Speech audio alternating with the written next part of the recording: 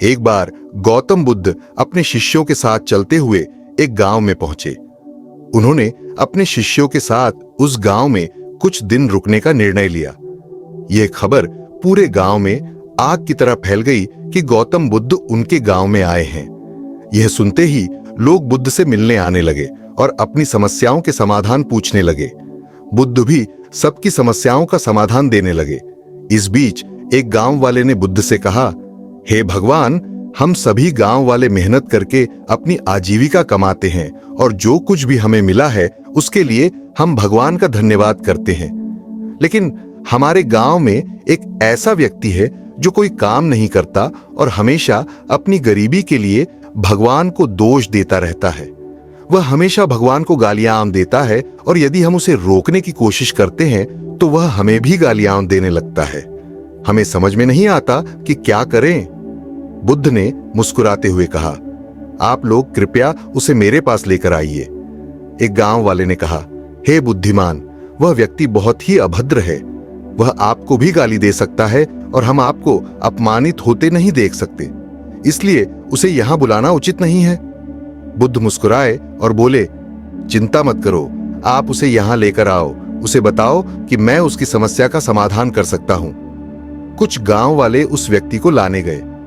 पहले तो उस व्यक्ति ने बुद्ध के पास जाने से मना कर दिया और कहा, ये सारे साधु ढोंगी होते हैं, सब नकली हैं, मैं किसी के पास नहीं जाऊंगा। लेकिन जब कुछ गांव वालों ने उसे बताया कि बुद्ध उसकी समस्या का समाधान कर सकते हैं तो वह बुद्ध के पास जाने के लिए तैयार हो गया। वह व्यक्ति बुद्ध को घूरता हुआ बोला, मुझे बताओ कि क्या बात है, तुमने मुझे यहां क्यों बुलाया है? तुम मुझे क्या बताना चाहते हो?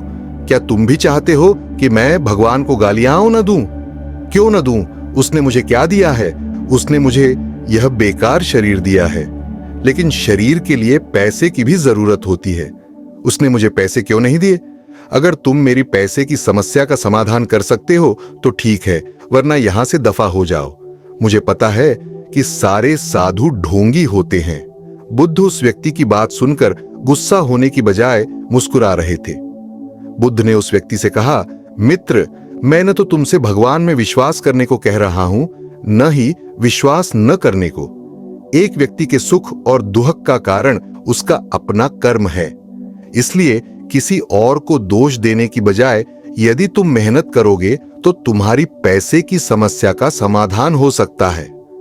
यह सुनकर वह व्यक्ति गुस्से में आ गया और बोला, मुझे तुम्हारा प्रवचन नहीं चाहिए, तुम मुझे ढोंगी लगते हो। मैं यहां सिर्फ पैसे की उम्मीद में आया हूं। मुझे बताओ कि क्या तुम मेरी पैसे की समस्या का समाधान कर सकते हो, वरना यहां से निकल जाओ। बुद्ध ने देखा कि यह व्यक्ति ऐसे नहीं समझेगा।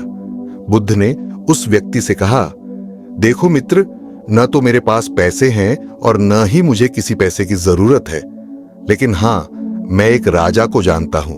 मैं तुम्हें राजा से पैसे दिला सकता हूं, लेकिन इसके बदले तुम्हें भी राजा को कुछ देना होगा। उस व्यक्ति ने कहा, क्या मैं राजा को क्या दे सकता हूं? मेरे पास देने के लिए कुछ भी नहीं है। तब बुद्ध ने कहा, राजा का एक बेटा है जो जन्म से अंधा है।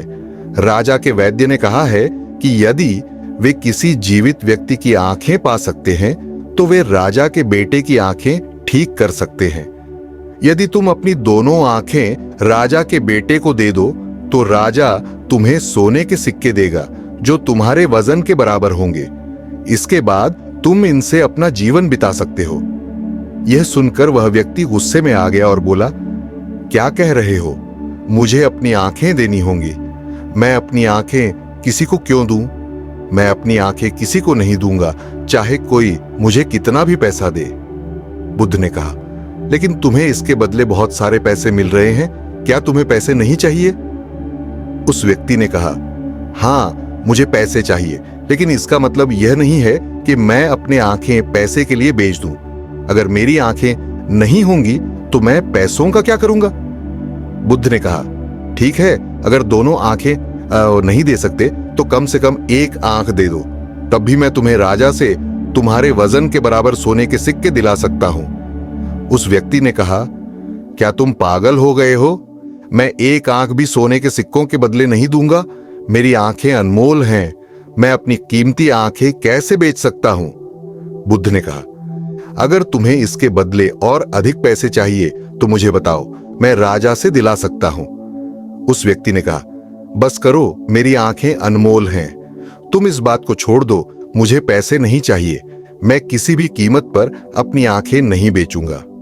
यह सुनकर बुद्ध ने कहा, मेरे प्रिय मित्र, अभी कुछ ही पल पहले तुम अपने शरीर को बेकार कह रहे थे, लेकिन अब तुम कह रहे हो कि तुम्हारी आंखें कीमती हैं। तुम्हारी आंखें तुम्हारे शरीर का एक छोटा सा हिस्सा है। अगर तुम्हारी आंखें अनमोल हैं तो तुम्हारा शरीर कैसे बेकार हो सकता है? गौतम बुद्ध की ये बातें सुनकर उस व्यक्ति की आंखों में आंसू आ गए और वह बुद्ध के चरणों में गिरकर रोने लगा।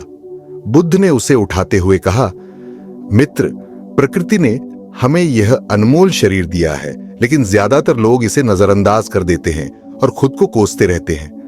अभी कुछ ही समय पहले तुम अपने शरीर को बेकार समझ रहे थे, लेकिन अब तुम इसे अनमोल मान रहे हो।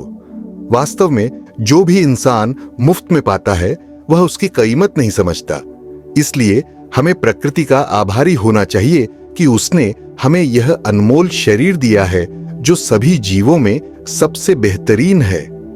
इस कहानी से हमें यह शिक्षा मिलती है कि हमें अपने जीवन और शरीर को कभी भी बेकार नहीं समझना चाहिए। यह मानव शरीर और जीवन प्रकृति का अनमोल उपहार है। मानव शरीर सबसे उत्तम रचना है क्योंकि केवल मनुष्य के पास अच्छे या बुरे कर्म करने की स्वतंत्रता है। केवल मानव मस्तिष्क ही यह निर्णय कर सकता है कि क्या सही है और क्या गलत। पशु या पक्षियों के पास ऐसी स्वतंत्रता नहीं होती। इसलिए इस अनमोल मानव जीवन को पाकर हमें हमेशा उस परम शक्ति का धन्यवाद करना चाहिए जिसने हमें यह जीवन दिया है। यदि आप खुश रहना चाहते हैं तो हमेशा उन चीजों के बारे में सोचें जो आपके पास हैं। उन चीजों के बारे में मत सोचें जो आपके पास नहीं है। अब यह आप पर निर्भर है कि आप अपने मानव जन्म को पाकर खुद को भाग्यशाली मानते हैं और खुश रहते हैं, या उन चीजों पर ध्यान केंद्रित करके दुखी होते हैं जो आपके पास नहीं है।